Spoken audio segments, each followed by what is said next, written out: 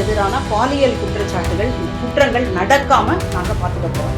குழந்தைகளுக்கான பாதுகாவலர்களே நாங்க தான், இந்த தமிழ்நாட்டினுடைய ரட்சகர்களே நாங்க தான் அப்படின்னு சொல்லிட்டு தான் வந்திருக்காங்க. இதை நம்பித்தான் ஓட்டு போட்டிருக்காங்க ஒரு பக்கம். இன்னொரு பக்கம் என்ன நடந்திருக்குன்னா ஒரு சினிமா கவர்ச்சி. இந்த சினிமா கவர்ச்சி அப்படின்றது இன்னைக்கு ஓட்டுகள்ல எதிரொலிச்சிருக்கு. நம்ம அதிகாரத்துக்கு வந்துட்டோம், யாராவது ஊழல் பண்ணணும்னு நினைச்சீங்கன்னா மனசுல இருந்து அழிச்சிடுங்கன்னாரு. என்ன டைலாக்டா, எல்லாம் பண்ண கையை தட்டான்.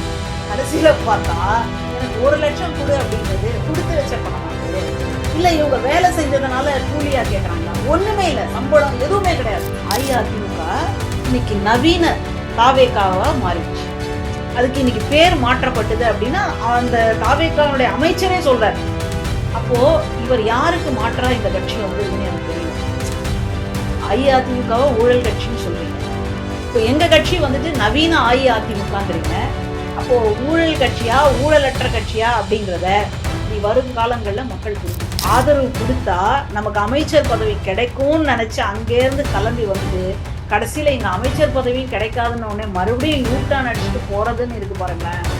ஐயோ, அவங்களுக்கு எவ்வளோ பெரிய மன வருத்தம் இருக்கும், எவ்வளோ மன உளைச்சலுக்கு ஆளாகி இருப்பாங்க. இதை வச்சுட்டு அவங்க என்ன பண்ண முடியும்? அதுல இருந்தால் இப்போ 2 பேர் மட்டும் அப்படியே திரிசங்கு சொல்ற மாதிரி தவிச்சிருக்காங்க. அதில் ஒருத்தர் தான் ஐயா விஜயபாஸ்கர். அந்த மாதிரி கட்டமைச்ச அந்த ஸ்க்ரீன் பிளே ஃபெயிலியர் ஆயிடுச்சு. அதனால் மறுபடியும் ஃபெயிலியரான ஒரு ஸ்க்ரீன் பிளேவை வச்சு மறுபடியும் ஒரு படத்தை எடுக்கவே முடியாது. வேணா யாருக்காவது வந்துட்டு ஒரு நெருக்கடியை உருவாக்கணும், திமுகவில் மறுபடியும் வந்து ஒரு நெருக்கடியை உருவாக்கணும் அப்படின்னா அங்கே இருக்கக்கூடிய மூத்த அமைச்சர்கள் வீடுகளுக்கு மறுபடியும் போகிறதுக்கான வாய்ப்பு உண்டு. வானம் நேர்களுக்கு வணக்கம். நான் உங்க தொகுப்பாளினி பத்மபிரியா. இன்னைக்கு நம்ம கூட நேர்காணலுக்காக அரசியல் விமர்சகர் மஞ்சுளா மேம் இணைந்திருக்காங்க. மேம் வணக்கம். மேம் வணக்கம். எப்படி இருக்கீங்க? நல்லா இருக்கேன். இப்ப ஆதவ அர்ஜுனா சொல்லியிருக்காரு, சபரீஷனுக்கும் உதயநிதி வந்து ஆளுக்கு 16ன்னு பிரிச்சு 5 வருஷம் கொள்ளையடிச்சிருக்காங்க அப்படின்றாரு. அப்ப வந்து இவங்க வந்து இந்த ஆட்சியில் கொள்ளையடிக்க மாட்டாங்க. இதுக்கு எப்படி நான் பதில் சொல்றதுன்னு தெரியல. அதாவது இவங்க என்ன சொல்லியிருக்காங்கன்னா, நாங்கள் ஊழல் அற்ற ஒரு ஆட்சியாக வரப்போகிறோம். அடுத்தது வந்து பெண்களுக்கு எதிரான பாலியல் குற்றங்கள் நடக்காம நாங்கள் பார்த்துக்க போகிறோம். குழந்தைகளுக்கான பாதுகாவலர்களே நாங்கள் தான், இந்த தமிழ்நாட்டினுடைய ரட்சகர்களே நாங்கள் தான் அப்படின்னு சொல்லிட்டு தான் வந்திருக்கிறாங்க. இதை நம்பித்தான் ஓட்டு போட்டிருக்காங்க ஒரு பக்கம். இன்னொரு பக்கம் என்ன நடந்திருக்குன்னா ஒரு சினிமா கவர்ச்சி. இந்த சினிமா கவர்ச்சி அப்படின்றது இன்னைக்கு ஓட்டுகளில் எதிரொலிச்சிருக்கு. நான் என்ன கேட்குறேன், நான் ஒரு ஆசிரியர், நிறைய ஒரு 40 மாணவர்கள் இருக்கிறாங்க. அதில் ஒரு மாணவரை எனக்கு ரொம்ப பிடிக்குது. ஒரு குழந்தை நல்லா ட்ரெஸ் பண்ணிட்டு வருது, நல்லா டான்ஸ் ஆடுது, ஆனால் படிப்பில் அவ்வளோ இல்லை. ஆனால் இந்த நல்லா ட்ரெஸ் பண்ணிட்டு வருது, நல்லா டான்ஸ் ஆடுது அப்படின்னால அந்த குழந்தைக்கு நான் 100க்கு 100 போடுறேன். மற்ற குழந்தை இன்னும் ஒரு 2-3 பேர் உண்மையிலேயே நல்லா எழுதியிருக்காங்க, அவங்களுக்கு வந்து 100க்கு 100 கொடுக்கறதுக்கான வாய்ப்பு இருக்குது. ஆனால் அவங்களுக்கு நான் 1 மார்க்கு குறைச்சி போடுறேன், 99 இல்லை 98 அப்படின்னு போடுறேன். இப்போது எனக்கு வந்து பிடித்தமான மாணவர் அப்படின்னால 100க்கு 100 போட்டிருக்கேன் இல்லையா? இந்த குழந்தையால வெளியில வந்தா நிச்சயமா அந்த மார்க்கை எடுக்க முடியுமான்னு கேட்டா எடுக்க முடியாது. வெளியில வந்தா அதனால வந்துட்டு திறமையை வளர்த்துக்க முடியுமான்னு கேட்டா முடியாது. ஆனா அந்த குழந்தை வந்துட்டு வெளியில வந்துட்டு எனக்கு நன்றி உடையதாக இருக்குமான்னு கேட்டா அதையும் என்னால சொல்ல முடியாது. ஆனா 1 மார்க்கோ 2 மார்க்கோ குறைச்சி போட்ட குழந்தை, உண்மையிலேயே தகுதி வாய்ந்த குழந்தைக்கு நான் குறைச்சி போட்டும் அந்த குழந்தை என்ன பண்ணுன்னா என்னை நன்றியோட நினைச்சு பார்ப்போம். இப்ப நான் பண்ணது சரியா தப்பா?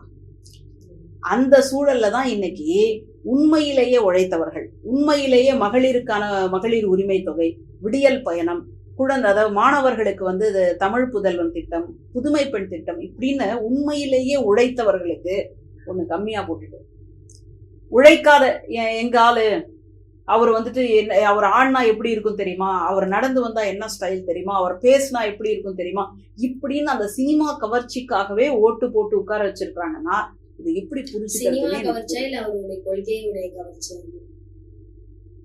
நீங்க மனசாட்சியோட சொல்லுங்க. உண்மையிலேயே நானும் ரொம்ப நாளா வந்து தேடிட்டு தான் இருக்கிறேன். கிட்டத்தட்ட 2-3 வருஷமா கூட நான் தேடிக்கிட்டே இருக்கிறேன்.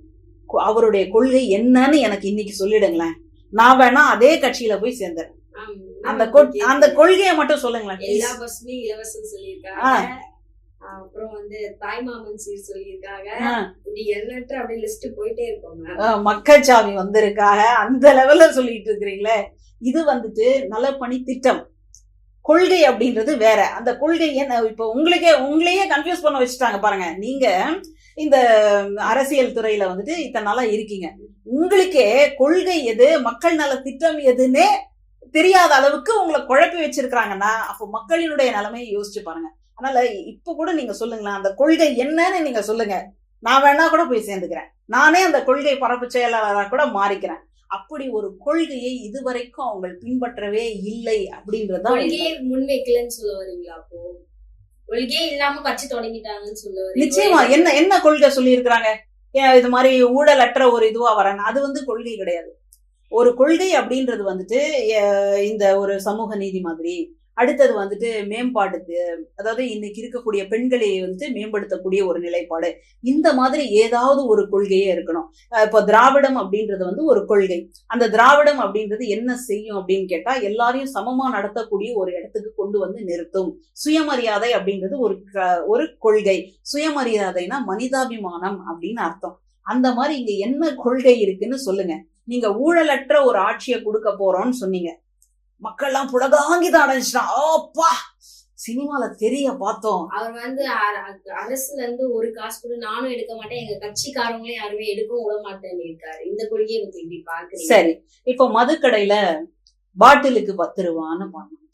இப்ப பாட்டை மாத்தணும். நீங்க பாட்டிலுக்கு 20 ரூபாய் அப்படின்னு இப்ப நீங்க மாத்த. அது உண்மைதானா? 20 ரூபான்றது அவங்களே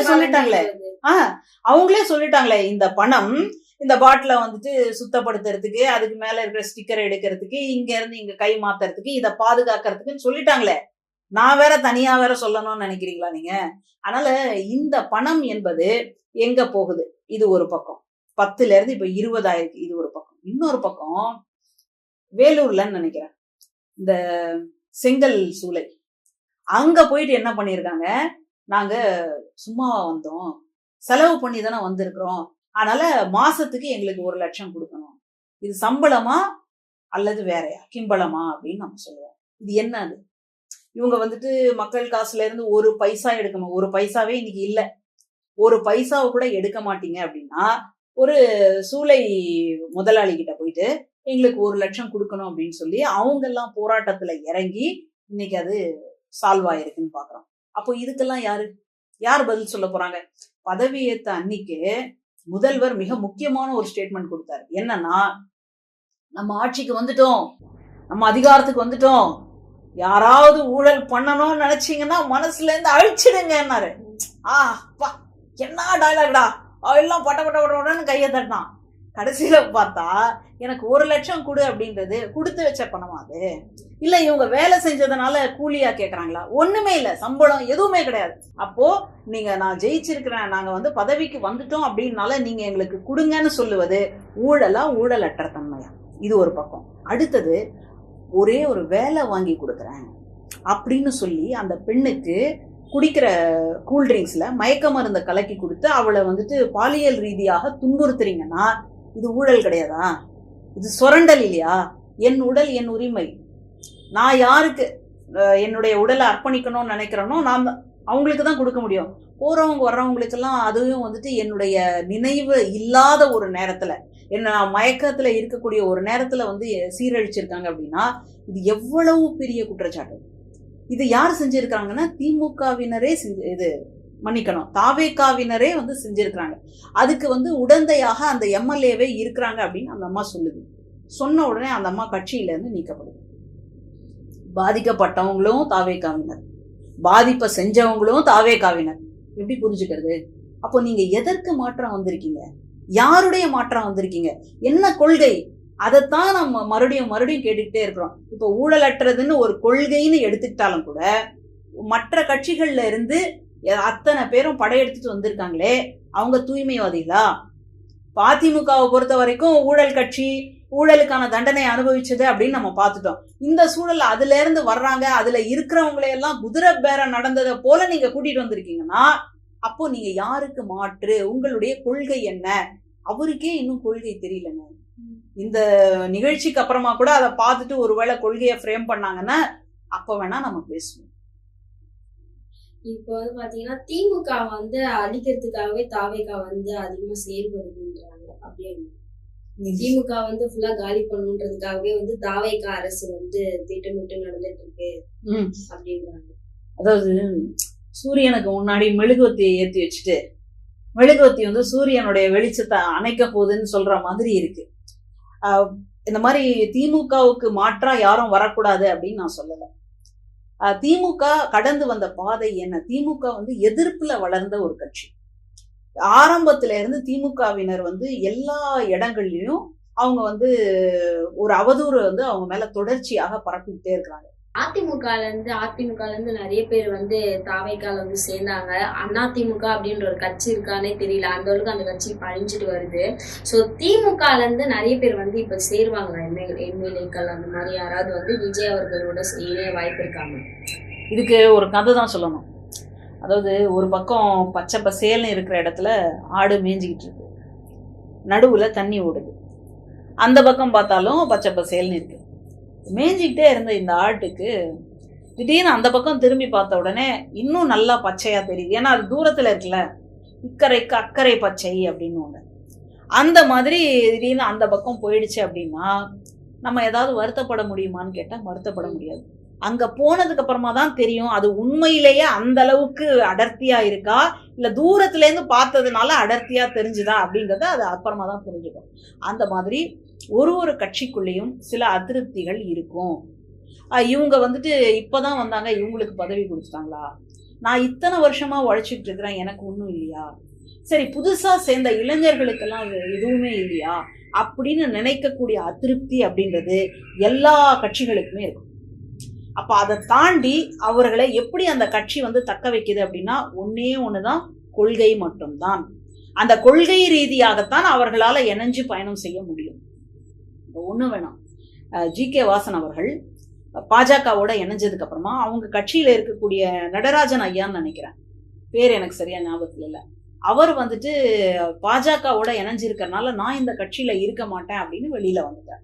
அப்போ ஒரு கொள்கை தான், கொள்கை சார்ந்த அந்த பிடிப்பு தான் தொண்டர்களை அந்த கட்சியில இருக்க வைக்கும். அப்படி இல்லை அப்படின்னு சொன்னா அவர்களை இருக்க வைக்காது. அதனால இக்கரை இது சரியா நல்லா இருக்கா, அது நல்லா இருக்கா அப்படின்னு பார்க்கக்கூடியவர்களை வச்சு நம்ம எந்த விவாதத்தையும் நடத்திடவே முடியாது. அது திமுகவுல தான் இருப்பாங்களா, அதிமுகவுல தான் இருப்பாங்களா, காங்கிரஸ்ல தான் இருப்பாங்களா, விசிகாவுல தான் இருப்பாங்களா, கம்யூனிஸ்ட்ல தான் இருப்பாங்களான்னு நம்மளால சொல்லவே முடியாது. ஏன்னா பொது உடைமை கம்யூனிஸ்ட் கட்சியை பொறுத்த வரைக்கும் எந்த இடத்துலயுமே சமரசம் பண்ணிக்க மாட்டாங்க. தொழிலாளிக்கு ஒரு பிரச்சனை அப்படின்னா ஆளா வந்து நிற்பாங்க. அப்படிப்பட்ட ஒரு கம்யூனிஸ்ட் தலைவர் ஒருத்தர் தாவேகால போய் இணைகிறார். எப்படி புரிஞ்சுக்கிறது? அப்போ தாவேகா கம்யூனிஸ்டா மாறிடுச்சா, இல்ல கம்யூனிஸ்ட் கட்சியில இருந்த தலைவர் வந்து தாவேகாவா மாறிட்டாரா, இப்படின்ற ஒரு கேள்வி நமக்குள்ள வந்துட்டு போகுது. அடுத்ததான் நீங்க சொன்னீங்க அஇஅதிமுகவே காணாம போயிடுச்சு. காணாம போகல, அஇஅதிமுக இன்னைக்கு நவீன தாவேகாவா மாறிடுச்சு. அதுக்கு இன்னைக்கு பேர் மாற்றப்பட்டது அப்படின்னா அந்த தாவேகாவுடைய அமைச்சரே சொல்றார். அப்போ இவர் யாருக்கு மாற்றா இந்த கட்சி வந்திருக்குன்னு எனக்கு தெரியல. அஇஅதிமுகவை ஊழல் கட்சின்னு சொல்றீங்க, இப்போ எங்க கட்சி வந்துட்டு நவீன அஇஅதிமுகன்றீங்க. அப்போ ஊழல் கட்சியா ஊழலற்ற கட்சியா அப்படின்றத இனி வரும் காலங்கள்ல மக்கள் புரிஞ்சுக்கும். செந்தில் பாலாஜி அவர்களும் வந்து தாவேகால இணைய வாய்ப்பு இருக்குன்றாங்க, இது எந்த அளவுக்கு உண்மையான? இதெல்லாம் எப்படி சொல்றதுன்னே தெரியல. அதாவது ஒரு கட்டத்துல நடிகர் விஜய் அவர்கள் ஆட்சிக்கு வந்துடக்கூடாது அப்படின்றதுக்காக திமுகவும் அதிமுகவும் சேருது அப்படின்னாங்க. இது எந்த அளவுக்கு உண்மை அப்படின்னா உண்மையே கிடையாது. அப்படி இணையறதா இருந்திருந்தால் இந்நேரம் இணைஞ்சு அவங்க ஆட்சியை பிடிச்சிருப்பாங்க. ஏன்னா தாவேகாவுக்கு விழுந்த ஓட்டு அப்படின்றது 35%. அப்போ அதை விட 100%த்துல 35 நீங்க கழிச்சிட்டீங்கன்னா மீதி இருக்கிறது இவங்க. அப்போ இவங்க சதவீதம் தான் அதிகம். அப்படி இருந்தும் கூட அந்த மாதிரியான ஒரு மூவ் நடக்கவே இல்லை. 35% மக்கள் இன்றைக்கு இருக்கக்கூடிய முதல்வரை விரும்பி இருக்கிறாங்கன்னா மற்ற கிட்டத்தட்ட 70% மக்கள் வேறதான் விரும்பி இருக்கிறாங்க, அது திமுகவும் அதிமுகவும். அப்படி இருக்கிற பட்சத்துல இந்த வாதம் என்பது ரொம்ப மொக்கையான ஒரு வாதம். அப்புறம் இங்க திமுகவில இருந்து செந்தில் பாலாஜி அவர்கள் போயிருக்கணும் அப்படின்னு சொன்னா அவர் அப்பவே நாடாளுமன்ற தேர்தலின் போதே பாஜக கொடுத்த நெருக்கடியின் போதே பாஜக பக்கம் போயிருந்தாருன்னா இந்நேரம் அந்த வாஷிங் மிஷின்ல விழுந்து பல பல பல பல பல பலன்னு அவர் சுத்தமாய் வெளில வந்திருப்பார். இந்நேரம் பாஜகவில் ஒரு பெரிய பொறுப்புகளில் கூட அவர் இருப்பதற்கான வாய்ப்பு உண்டு. ஆனால் அவர் ஒரு நாளும் அந்த பக்கம் செல்லவில்லை அப்படின்றது தான் நிதர்சனமான உண்மை. மறுபடியும் எதை கட்டமைக்கிறாங்க அப்படின்னா, திமுகவினுடைய செல்வாக்கை, திமுகவினுடைய கொள்கை சார்ந்த அந்த பிடிப்பை மக்கள் கிட்ட உதிர்க்க வைக்கணும்.